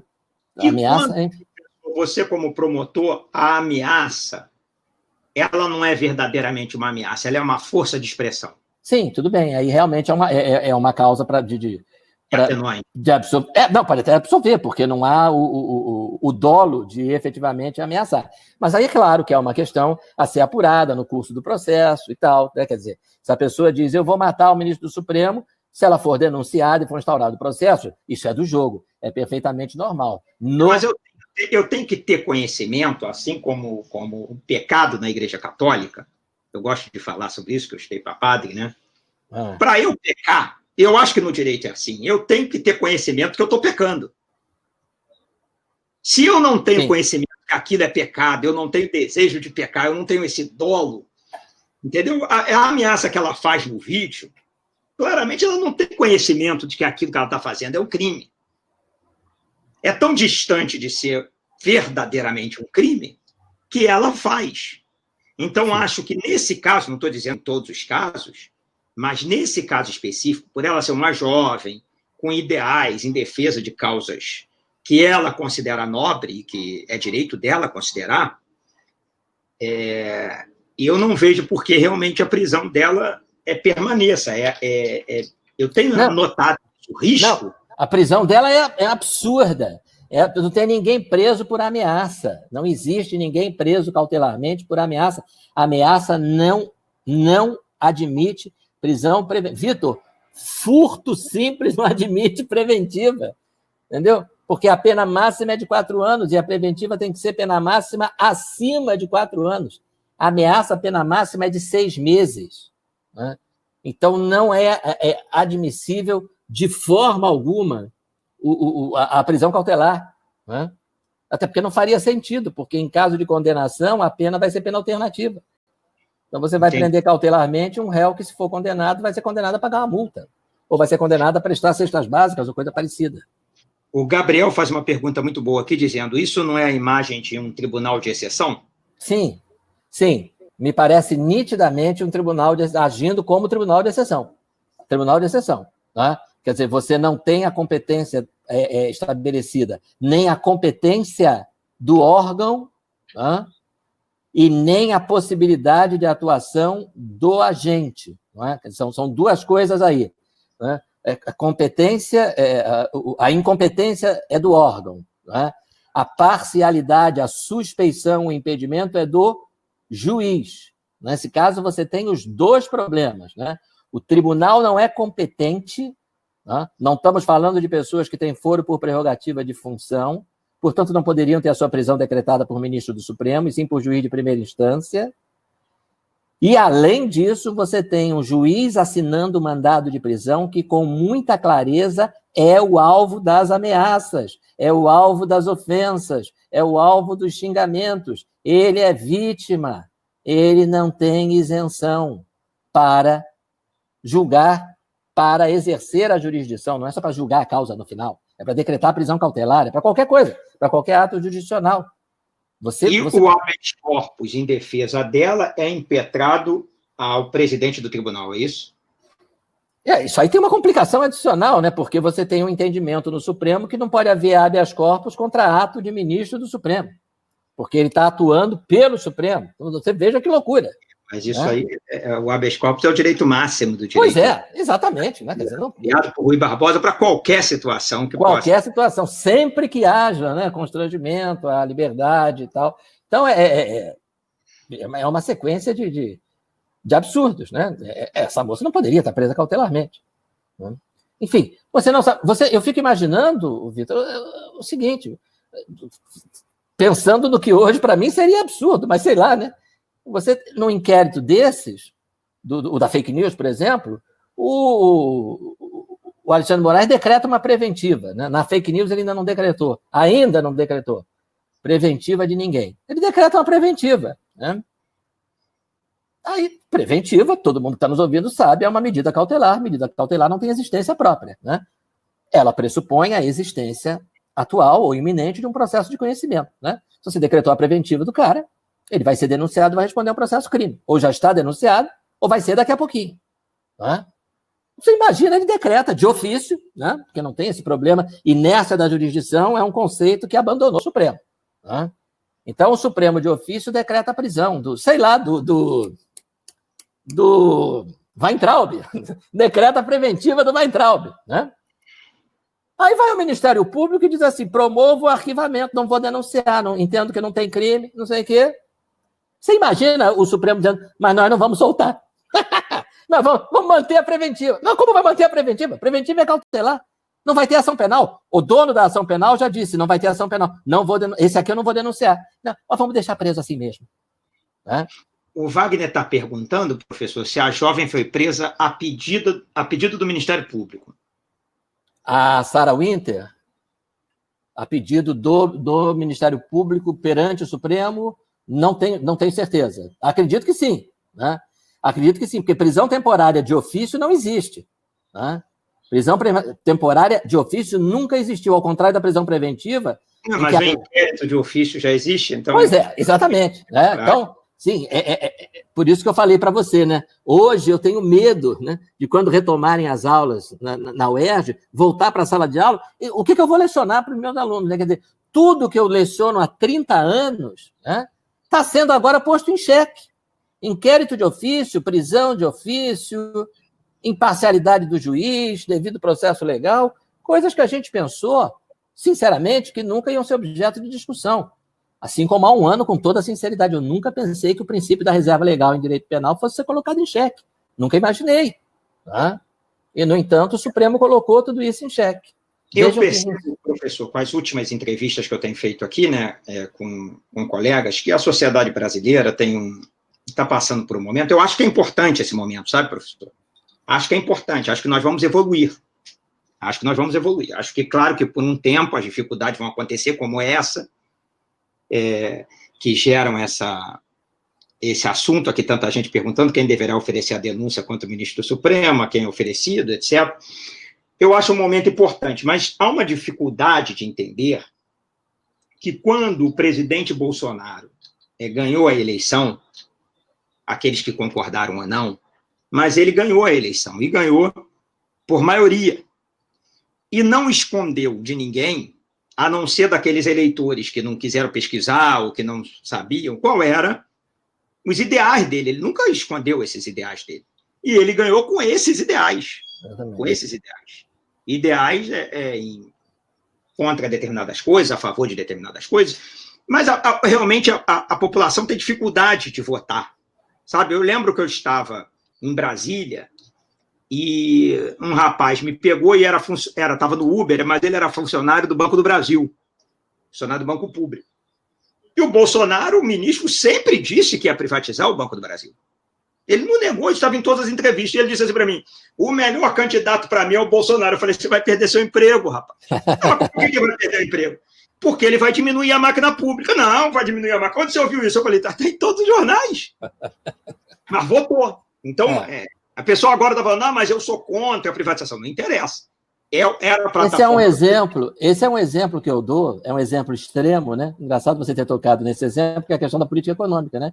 Quer dizer, da falta de limite do Supremo, né? Do ativismo judicial, né? Do presidente da República nomear um ministro e o Supremo dizer esse aí não pode, né? Quer dizer, você vai chegar um dia em que o Supremo vai dizer assim, olha, esse negócio de enxugar a máquina pública, privatização, concessão, isso viola o princípio, aí ele sorteia um princípio, tem vários princípios, é só sortear um na hora, né? Princípio da dignidade da pessoa humana, você serve para qualquer coisa, né? Isso viola o princípio da dignidade da pessoa humana, diante disso concedo liminar para exonerar o Paulo Guedes, né? E nomear o Guido Mantega como novo ministro da Economia do governo Bolsonaro. Quer dizer, qual é o limite para isso, né? Quer dizer, o ativismo judicial é claramente um desrespeito à democracia representativa. A população escolheu um candidato cuja proposta de política econômica era de enxugamento do Estado, né? A população no Rio de Janeiro escolheu um candidato a governador cuja proposta de segurança pública era claramente de linha dura, né? Aí vai as ONGs, vão as ONGs no Supremo, pedem para o Fachin, é uma liminar para suspender as operações policiais nas favelas durante a pandemia, né? Durante a pandemia é o pretexto, quando acabar a pandemia eles vão arrumar um outro pretexto, né? Porque nós não queremos, a polícia está fazendo operações demais contra o tráfico. Mas olha só, não é o ministro Fachin que dita qual é a política de segurança pública, né? É a população que escolhe. Se tiver um candidato de novo dizendo, no meu governo, na verdade, a polícia não vai subir o morro, vai deixar os traficantes em paz e tal, e a população quiser eleger de novo, tem que respeitar também, né? Eu vou ser voto vencido, mas, enquanto ele for governador, a política é essa. Agora, elegeram um que disse, não, manda bala, né? Sobe lá, reprime o tráfico, se tiver de fuzil, atira, não é? É isso. Se houver abuso, se houver ilegalidade, aí entra o judiciário. Mas para traçar a política de segurança pública, uma decisão do Supremo dizendo, num raio de não sei quantos quilômetros, no morro, a partir da escola, o helicóptero não pode sobrevoar. O que é isso? O que é isso? Quer dizer, você... E aí, uma observação que alguém fez que eu achei precisa. Um dos autores desse pedido para o ministro Fachin, além da Defensoria Pública do Rio de Janeiro e das ONGs, dos direitos humanos, é o Partido Socialista Brasileiro, o PSB. Então, o que acontece? Você elege um partido para o governo do Estado com uma proposta de segurança pública. Vai um partido que não foi eleito ao Supremo e diz assim, olha só, eu quero emplacar a minha proposta de segurança pública. Nada de polícia subindo morro, nada de helicóptero, nada de operação contra o tráfico. Tá bom, seu ministro? O senhor defere? Está deferido. Pronto, perdeu a eleição, mas está traçando a política de segurança pública. Isso é um contrassenso. Exatamente. Essa é a dificuldade, as pessoas não saberem ser minoria. Eu passei... Esse é o problema. Eu passei quase mais de 13 anos sendo minoria, né? E eu dizia isso em sala de aula, olha só, existem questões que são poder discricionário do presidente da República. Eu me lembro em 2003, o Bush, depois do atentado do 11 de setembro, não sei se você lembra, ele criou um sistema, você chegava nos Estados Unidos, você tinha que se identificar digitalmente, dependendo do país de onde você viesse. E o Brasil entrou nessa, os brasileiros tinham que fazer a fila lá no aeroporto de Miami para botar o dedinho na máquina, né? Hoje está rápido, até ninguém mais liga para isso, mas na época vai demorar, não sei o quê e tal. E aí, mas que absurdo, e o governo brasileiro não exige a mesma coisa dos americanos? E o Lula, não, eles têm lá os motivos dele, né? Mas é reciprocidade. Reciprocidade é um princípio da diplomacia que o presidente, o chefe de Estado adota se quiser, né? Se não quiser, não adota. Bom, aí um dia, para meu pasmem vocês, um procurador da República, um membro do Ministério Público, lá do interior de não sei aonde, não me lembro se foi Mato Grosso, né? Faz um pedido ao juiz do local, né, que conceda uma liminar obrigando o presidente da República a adotar a identificação digital de americanos que chegassem nos aeroportos brasileiros. E o sujeito deferiu. Está na cara que deferiu, porque quando tem uma maluquice dessa, você já sabe que o juiz conversou antes com o procurador. Vamos fazer um negócio assim. Tá? E eu dizia na sala de aula, isso é uma maluquice. Né? O juiz de Mato Grosso dizendo qual deve ser a política externa brasileira com relação aos americanos que ingressam no Brasil. Ele não pode tomar essa decisão, ele não tem esse poder é do presidente da República. O presidente da República é o senhor Luiz Inácio Lula da Silva. Não com o meu voto, eu dizia para os alunos, né? Não com o meu voto, eu reconheço, mas é ele, você não pode, isso é uma escolha dele, uma escolha discricionária. Se ele quiser, ele adota essa medida para quem chegar dos Estados Unidos, para quem chegar da França, para quem chegar da Polônia, ou para quem não chegar de lugar nenhum. O juiz não pode ditar, eu brincava, na semana que vem esse juiz vai dar uma liminar obrigando o presidente da República a declarar guerra à Argentina no prazo de 5 dias sob pena de desobediência. É isso. Né? É esse o grau de maluquice que a gente corre o risco de chegar. Né? Então não pode. O ativismo judicial é perigoso, é nefasto, ele viola a democracia representativa, né? Você não está satisfeito, daqui a 4 anos vai ter outra eleição, vota do outro lado, a gente vê isso. Né? Mas não queira ganhar nos tribunais o que você não conseguiu levar nas urnas. Esse é o grande momento. O outro grande momento, se o senhor me importa em fazer essa opinião, é que eu acho que nós precisamos não criar salvadores da pátria no Brasil, né? Sim. Houve um momento, e eu acho que o Supremo agora está colhendo isso, que a sociedade acreditava que os salvadores da pátria eram os juízes, os promotores, os procuradores, etc. Ou são os militares, etc. Sim. E agora, quando a sociedade meio que também está contrária à posição do Supremo, eu acho que eles estão se sentindo, no momento, reagido. É uma reação deles. Estão se sentindo acuados. De legitimidade. Até porque eles não foram eleitos. Isso. Essa é uma outra questão para ser tratada. Né? Eu agora, acho... é um problema. Aqui tem uma pergunta que eu queria passar para você, que o Gabriel está fazendo, eu achei tão importante, que eu gostaria que o senhor falasse assim, para a gente terminar a nossa live, que é o seguinte: ele fala que ele defende o poder com moderador, com moderações de 1824, poder lá do Império, que ainda existe no sistema semipresidencialista português, né? Que é o presidencialista. Aí eu aproveito para fazer 2 perguntas com a pergunta dele. Qual é a opinião do senhor com relação a essas manifestações dos militares como poder moderador? E se o senhor acha que é o momento da gente começar a discutir o parlamentarismo, um novo sistema de governo que não seja presidencialista? Com relação a essa questão do poder moderador, a minha visão sobre o artigo 142 é a seguinte: o ideal é que não se precise utilizá-lo. Né? Agora, se nós chegarmos a um momento, espero que não, né, a um momento de ruptura institucional, eu acho melhor ter um instrumento como esse, que o professor Ives Gandra diz que está contido no artigo 142, do que não ter. Né? Porque ruptura institucional é um fato da vida. Né?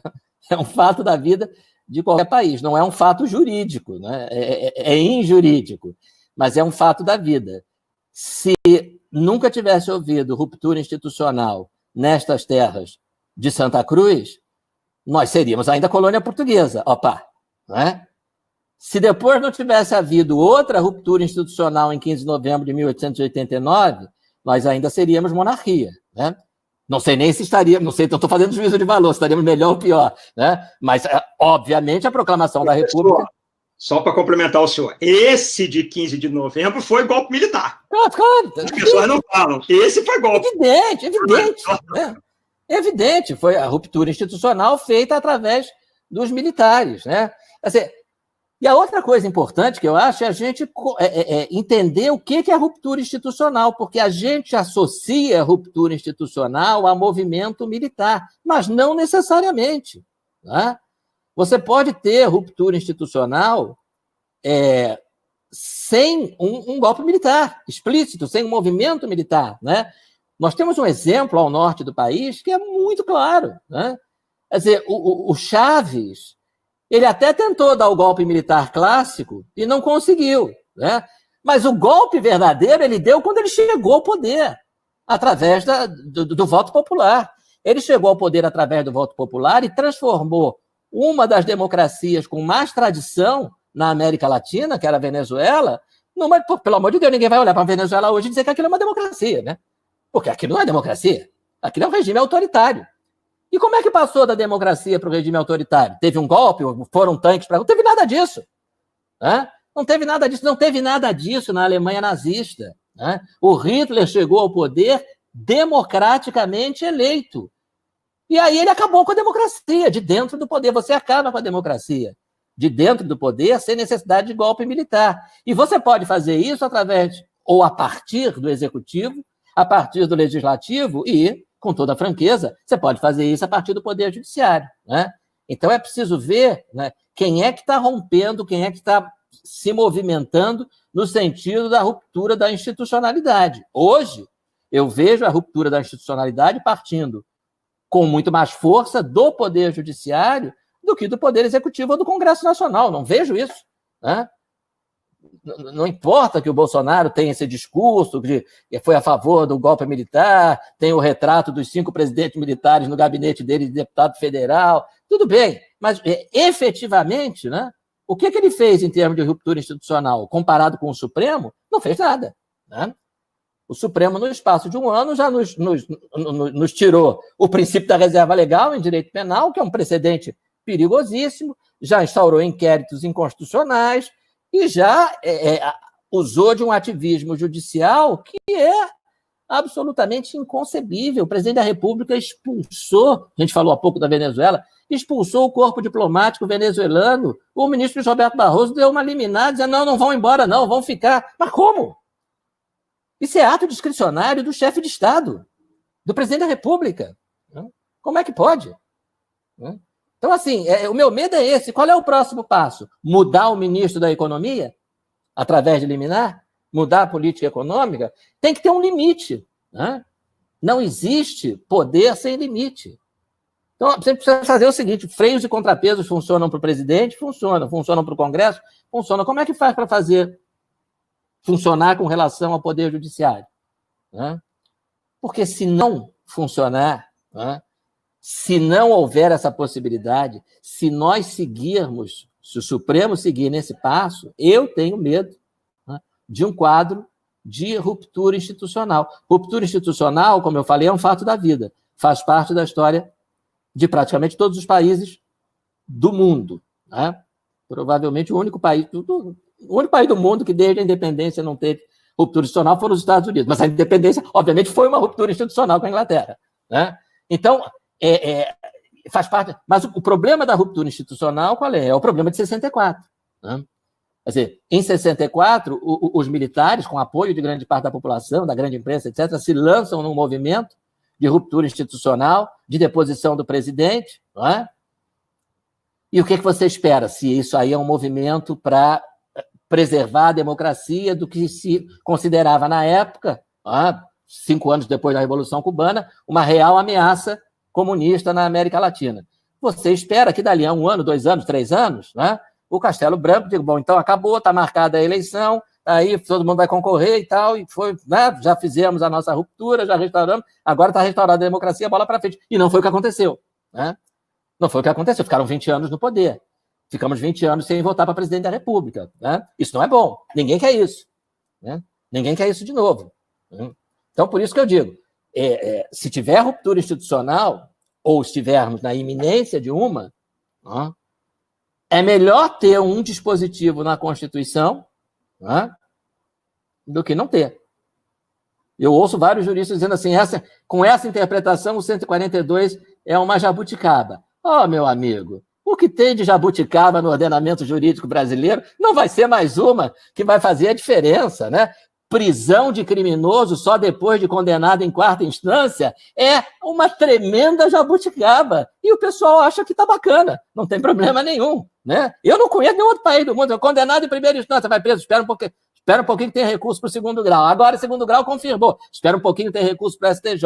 STJ condenou de novo, hein? Agora vai, né? Calma que ainda falta o Supremo. Eu nunca vi isso, né? Isso é uma jabuticaba, e o pessoal acha bacana. Então, não sei. Quero te agradecer muito as suas palavras, a sua posição. Tem muita gente fazendo pergunta aqui ainda, mas a gente já vai começar outra live daqui. Fizemos 1h40 de live. Caramba! E foi muito bacana, tratamos de muito tema, levantamos esse tema polêmico demais, que são os inquéritos no STF. Mas como o juiz de garantia está suspenso, né?